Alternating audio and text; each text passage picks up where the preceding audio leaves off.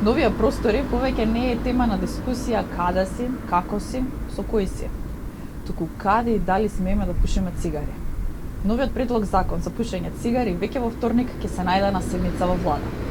Дел од пушачите ќе кажат дека во кафана со раќе и меза, а без цигара некако не оди. Во кафич прво се прашува: извини, може пепелјара?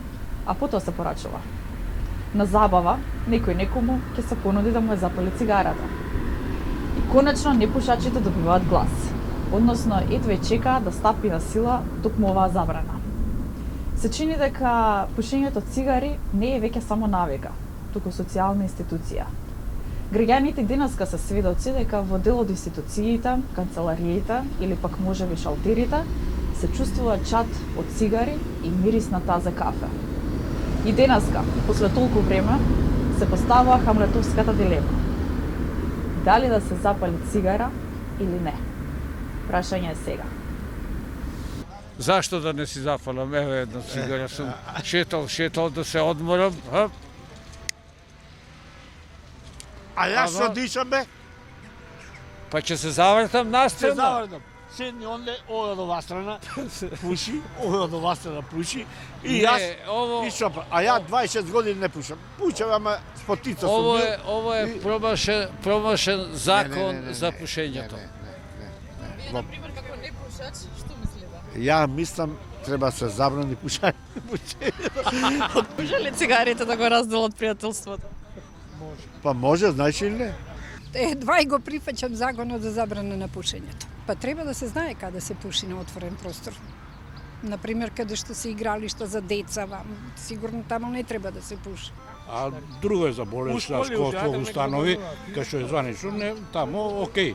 И кај што групово све, а не сега поделба кај што пуши, не пуши. Дискриминација. Тој што не ќе да пуши, не мора у кафана да... Не би ми сметало, нека пушат, нека уживаат. Цигарата најубаво оди со ракија, со кафе, со мезе. Кренување внимание на народот од што не е задоволен. Пушењето треба да биде скроз забрана. Моје гледиште, пошто ја не пушам и еве жена ми работи на канцеларија без никаква должност, 3-4 колонези пушат и она не може тоа да го поднесе, има здравствени проблеми. Нема сила што ќе ме затвори, јас пушам по 10 цигари на ден. И сега да не можам на рад цигара да си запалам, ќе пушам, а на затворено не пушам. Тераси со отворени страни на локалите, одвоени влезови на гостителскиот објект за пушачи и непушачи, подвижни кровови на објектите. Ова се главните новини кои ги носи новите измени на законот за пушење на цигари.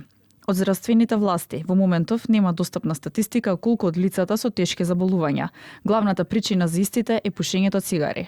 Групацијата за производство на цигари и Сдружение на производители на тутун и тутунски производи при Стопанската комора на Македонија претходно реагираа на предлог текстот на законот за заштита од пушење. Наведоа дека нивните анализи укажуваат дека прекомерните рестрикции, во споредба со други примери, не ја намалуваат преваленцијата на пушење, туку ова води кон намалување на употребата на тутунски производи, поттикнуваат одлив кон сивата економија.